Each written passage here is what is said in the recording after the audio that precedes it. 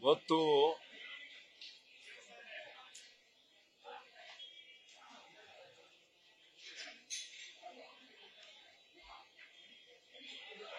ನನ್ನ ಸ್ನೇಹಿತರು ಮತ್ತು ನಮ್ಮ ಕ್ಯಾಬಿನೆಟ್ನ ಸಹೋದ್ಯೋಗಿಗಳಾದಂತಹ ಮಾನ್ಯ ಪ್ರಿಯಾಂಕ ಖರ್ಗೆ ಅವರ ಬಗ್ಗೆ, ಅವರ ಪರಿವಾರದವರ ಬಗ್ಗೆ ಅತ್ಯಂತ ನೀಚ ಮಟ್ಟದ, ಕೆಳಮಟ್ಟದ ಹೇಳಿಕೆಗಳನ್ನು ಕೊಟ್ಟು ಅವಾಚ್ಯ ಶಬ್ದಗಳಿಂದ ನಿಂದಿಸಿದಂಥದ್ದು ಏನಿದು RSSನ ಪ್ರಾಯೋಜಿತ ದುಷ್ಕರ್ಮಿಗಳು ಅವ್ರ ಬಗ್ಗೆ ಮಾತನಾಡಿದ್ರ ಬಗ್ಗೆ ಉಗ್ರವಾಗಿ ಅದನ್ನು ನಾನು ಖಂಡಿಸ್ತೇನೆ.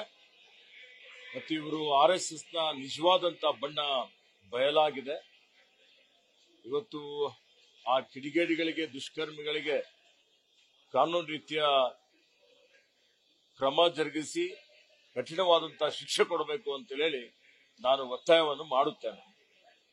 ಇವತ್ತು ಸಚಿವ ಸಂಪುಟದಲ್ಲಿ ಏನು ಯಾವುದೇ ಒಂದು ಸಂಸ್ಥೆ ಇದ್ರೂ, ಶಾಲೆಗಳಿರ್ಬೋದು, ಇವತ್ತು ಇತರ ಸರ್ಕಾರಿ ಸಂಘ ಸಂಸ್ಥೆಗಳು ಅಥವಾ ಸರ್ಕಾರಿ ಕಚೇರಿಗಳಲ್ಲಿ ಅನಧಿಕೃತವಾಗಿ ಯಾವುದೇ ಕಾರ್ಯಕ್ರಮಗಳನ್ನು ಮಾಡುವಂತದ್ದು ಏನಾದರೂ ಇದ್ರೆ ಅದು ಕೋಮು ಭಾವನೆ ಕೆರಳಿಸುವಂತದ್ದಿರ್ಬೋದು, ಮತ್ತೊಂದಿರ್ಬೋದು, ಅದು ಪರವಾನಗಿ ಇಲ್ಲದೆ ಅದು ಮಾಡಲಿಕ್ಕೆ ಅವಕಾಶ ಇಲ್ಲ ಅನ್ನುವಂಥದ್ರ ಬಗ್ಗೆ ಇವತ್ತು ಸರ್ಕಾರ ತೀರ್ಮಾನ ಮಾಡಿದೆ.